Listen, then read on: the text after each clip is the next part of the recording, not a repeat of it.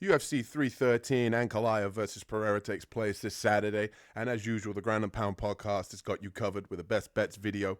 We're not going to talk about every single play that I have on the board, but we're going to talk about some of the best bets, some of the angles that I like to take this week. Really, really great card. Really looking forward to it. I would argue this is probably one of the best fight cards so far this year.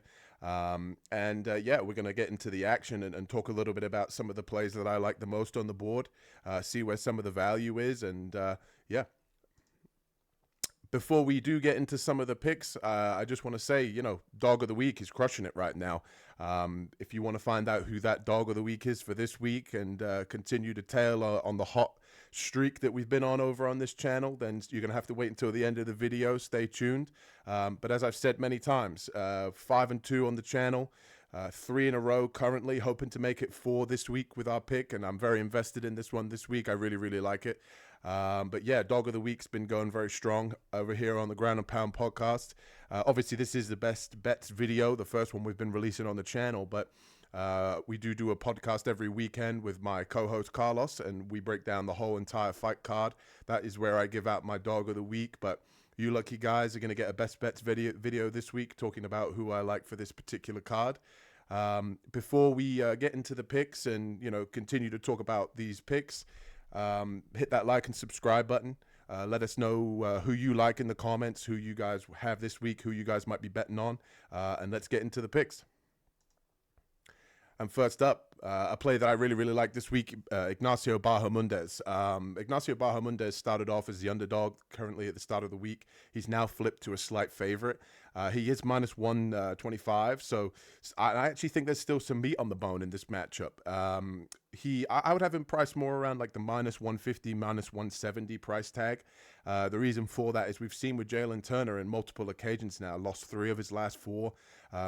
Jalen Turner is very, very live early in round 1, but he tends to slow down as the fight progresses, whereas Ignacio Bahamondes, he's proven that he can go the distance. He's proven that he can get it done on the ground with Darce chokes and front chokes. He's got very, very elite striking. He actually trains with Bilal Muhammad. He's the look that Bilal Muhammad looked to get when he fought Leon Edwards. So the guy has some very credentialed striking within the sport. And I think the issue that Turner's going to have in this matchup is usually he is the taller and rangier guy. He's 6'3", very, very tall and long for the division. However, he's not going to have those physical advantages over Bahamondes in this matchup. Bahamondes stands also 6'3", 75-inch reach, Turner 77-inch reach. So the range and the physical attributes that Jalen Turner usually has over people, he's not going to have in this matchup. I'm a big believer in following line movement, and as like I said, Bahamondes started off as the underdog at the start of the week and now flipped to the favorite. I really, really like Bahamondes in this matchup purely because of the fact that I think Turner has demonstrated that if he can't get you out of there in round 1, then he's going to struggle throughout the fight. And Bahamondes has never even been knocked down in the UFC, let alone actually finished in the UFC. So, yeah, I like him in this matchup. I think Bahamondes might be able to just have the weather a storm in the first round. Look to see him maybe pick it up the pace in round 2 and round 3, and I wouldn't be surprised if he got a later finish. I'm just going to be playing the money line this week for Bahamondes. However, I do think that, as I said, there's still meat on the bone. I think he should be a little bit more of a favorite in this matchup. And I wouldn't even be surprised if he got a finish, to be perfectly honest, in round 2 or round 3, probably by KO or maybe even submission if Turner gets lazy and gets tired and shoots a takedown. So I like him inside the distance, but I'm just going to be playing the money line this week.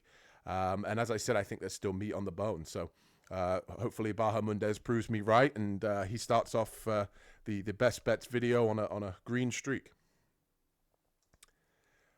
And next up, we have Bruno Pereira. We're talking dog money this time. And to me, Bruno Pereira, I think he should be priced as the favorite. I always say that if you're going to give me a guy who has the power advantage or more than one way to win a fight, I think that guy should be the favorite. And when you look at this matchup, Arman Petrosyan is the more credentialed striker. He's the more credentialed kickboxer. However, he does get hit a lot. His head movement is very poor for a guy that has high-level striking.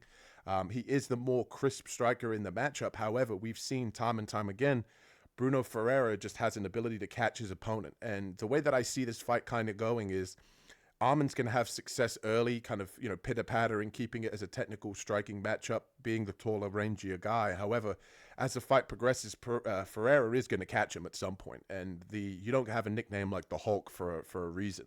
The guy has power in his hands. And the one thing that we also notice as well is, although Pereira isn't necessarily a wrestler, he doesn't shoot doubles and singles and try and get his opponent to the ground. When he is in the clinch, he is a black belt in judo, a very high-level credentialed judo practitioner. So I would look also to see him try and get this fight to the floor, where we've seen Petrosian have, a lot of weakness in not only getting up off the ground, but also being submitted. When he fought Rodolfo Vieira 2 fights ago, Rodolfo Vieira isn't even known for his wrestling. However, he was able to get Aaran down and choke him out. Not to mention the fact that Petrosian is also coming off of a KO loss to Shara Bullet. So back-to-back finished losses for going against Petrosian. So, yeah, I like Bruno here. I think that he can get in the clinch. He can take this fight to the ground. I think that once Aaran tastes Bruno's power, I think he's going to have a lot of success on the feet. You're giving me plus money for a guy that ultimately I think has more paths to victory. And the one thing I do notice about Aaran too is that when the fight doesn't appear to be going his way, and it's not a technical kickboxing match, he tends to kind of look a little bit lost in there. If you kind of mix things up, I think that Bruno can definitely have a lot of success in this matchup. Moving on, we have Alex Pereira taking on Magomed Ankalaev, and I'm all over Alex Pereira this week. I know a lot of people are talking about Ankalaev's wrestling, and, Alex has been taken down multiple times in the past. My whole take on this fight, simply put, is that I think Alex should be a little bit of a bigger favorite. Ankalaev has proven in multiple fights now that he refuses to chain wrestle and try and take opponents to the ground, even if he does have high-level combat sambo. And to me, Pereira's had a long time now to be able to work on his takedown defense.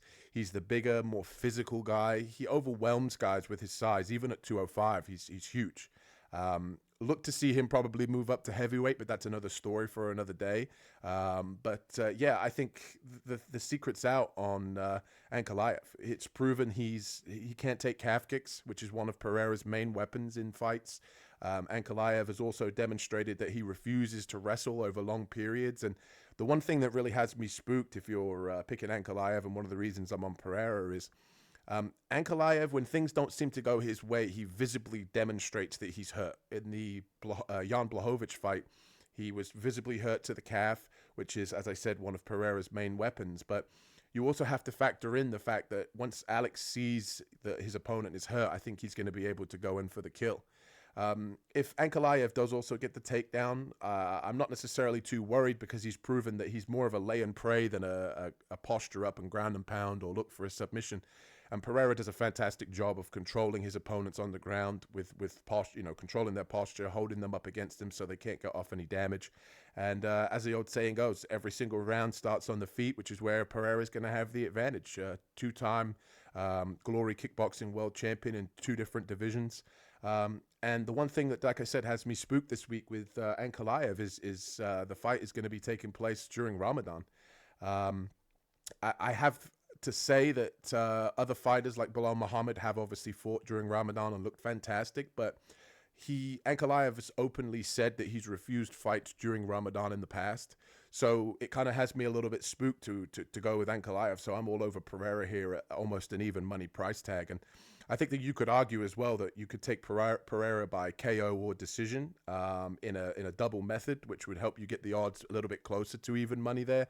I highly doubt Pereira is going to submit Ankalaev, but it'll just give you that little bit of value taking the KO or decision prop there. To me, I'm just going to be betting straight up Alex on the money line, because we're getting almost even money. I just don't see Ankalaev being able to control Alex on the ground for multiple rounds.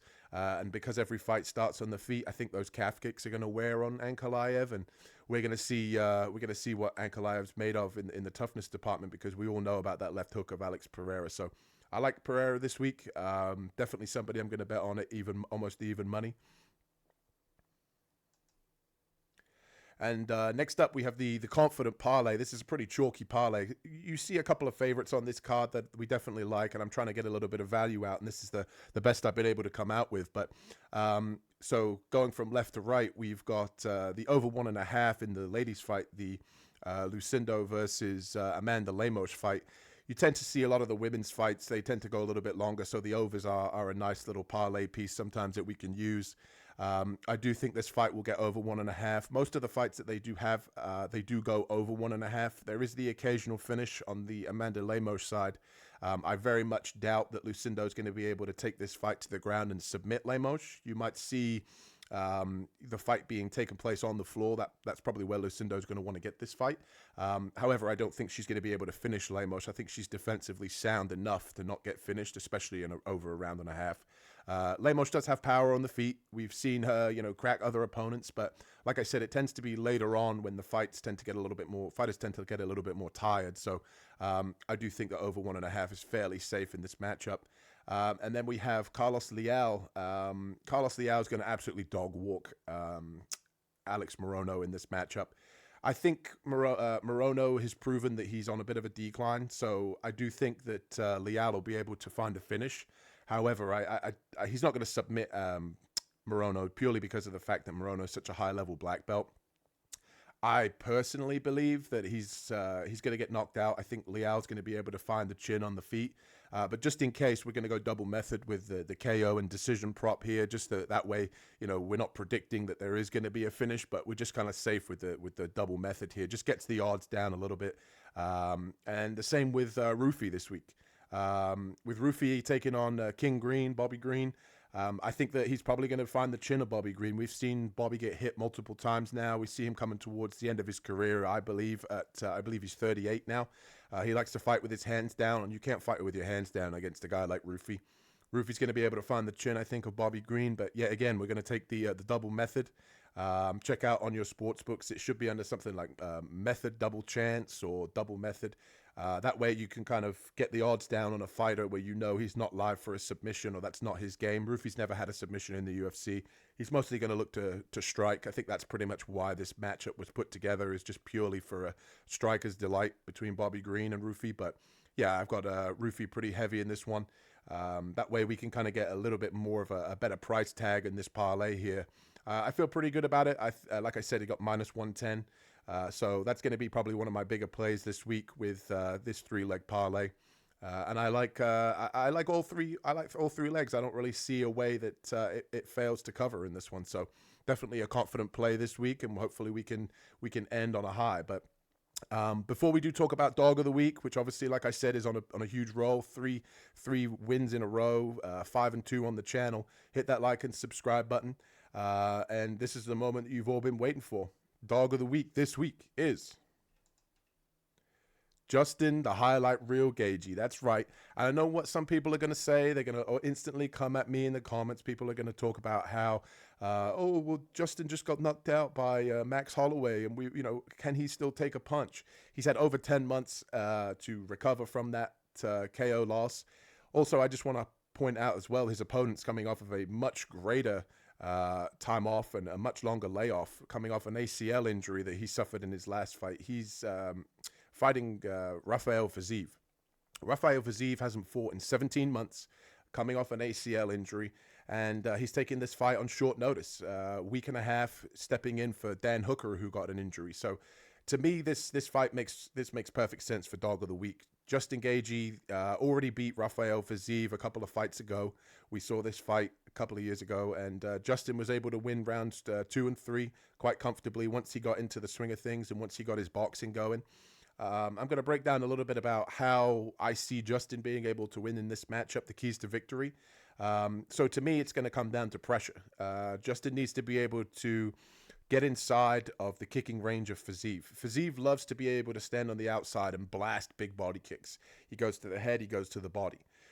When you get inside of Fiziev's kicks, which Justin demonstrated in round 2 of their last fight, and you just throw the jab, you throw nice combinations, and you move your head, Fiziev's boxing is more him throwing wild strikes because he wants to throw kicks. He's more of a kick boxer than the boxing element of kickboxing. So I definitely think Justin's going to be able to pressure him, get inside the range, and let his hands go. And he chewed him up last time with a jab. And a lot of people get on about Justin Gaethje being a not technical striker, but I think his training with Trevor Whitman has demonstrated that the guy can throw hands and his striking is always improving. And when he stays technical, I think he's going to have success pressuring forward. We saw in the last fight, wrestling and calf kicks. One of Justin Gaethje's main weapons in fights is obviously the calf kick. And I think he needs to target that damaged knee or that recovering knee that Fiziev tore his ACL. As somebody that's tore their ACL, I know what that mental hump that you have to get over to get back into your chosen sport can be. So I definitely think Justin Gaethje's calf kicks can be a great weapon here, that he can target that knee and give him something to think about. Remember, Fiziev hasn't fought in over a year and a half. So, he needs to be able to sort of have confidence in that knee. And when Justin's kicking at that knee, that's going to, maybe put a little bit of doubt in his head that he's not ready to take those shots yet. Like I said, on a week and a half notice to step in and fight a guy like Justin Gaethje, you have to think that he's not necessarily been ready for a wrestling game plan. So if Justin does want to mix in the wrestling just to kind of solidify rounds or to mix things up and just give Fiziev something to think about, I think it would be a great game plan. I mean, I think in the last fight in round 3, the last second takedown that Justin did have just probably sealed that round for him. So, the last key to victory is make it dirty. Fiziev, like I said, likes to fight on the outside. Guy fights at Tiger Muay Thai, and they have a lot of great strikers over there. But the difference to me is that if this is a technical striking match, I think that Fiziev will have the better of the technical exchanges on the outside. Whereas if he makes it a little bit dirty, gets into Fiziev's face, overwhelms him, maybe there's a little bit of ring rust there, I think that Gaethje can definitely have success. And also as well, we got to remember that we haven't seen Fiziev in a long time, but also Justin was getting ready for a 5-round fight against Dan Hooker. So my whole thought process here is he was getting ready for a 5-round fight, and he's only now fighting in a 3-round fight. So he can push the pace, really make it dirty, really get in his face, and just mix it up, make it an MMA fight. Like I said, dog of the week has been going strong. I really like Justin this week. And for all the people that are sitting here saying, he got highlight reel KO'd and whatever, you don't think that Justin Gaethje wants to get some respect back on his name after being knocked out virally? He's had a very, very long time to recover, so I'm not necessarily worried about his chin. And we've seen with Fiziev that he doesn't have the boxing in the first fight to stick with Justin. So I like Justin in this matchup. Hopefully he keeps the streak alive. I feel pretty good about him this week. I'm definitely very invested in him. And let's do a little recap here before we head out. So, as I said, moneyline play, Alex Pereira, Ignacio Barramundez, and Bruno Silva. All roughly around even money. We got Bruno Ferreira at dog money. I do believe, obviously, if you bet Ignacio Barramundez at the start of the week, he would have been an underdog. And like I said with Alex Pereira, if you take him KO or decision, double method, you can get the odds down. And like I mentioned as well, with the confident play of the week here, with the 3 legs, the over 1.5 in the ladies fight, the double method with KO or decision with Rufi and with Liao, gets you to -110. That's probably going to be my slam of the week. That's going to be my biggest play. And like I said, dog of the week, Justin Gaethje. Hopefully he's not a highlight this week, as his name would suggest. Hopefully he's able to keep the fight on the feet, push the pace, get into Fiziev's face, and hopefully he's able to win this one out, to keep the streak alive on the channel. And like I said, if I've not covered anybody that you're thinking of betting this week, and you're kind of like, Aaron, what about Joshua Van? What about the Santos fight? Check out one of our other videos on the channel, the full card breakdowns that I do with Carlos every single week. That way you can check out our opinions on that fight. I just wanted to go over some of the top players I'm going to be betting this week. And hopefully this is a good help for some of you guys out there. Hopefully we make some money and we keep the momentum rolling. That's all we're looking to do here on the channel. Hit that like and subscribe button, and I'll see you guys later. Peace.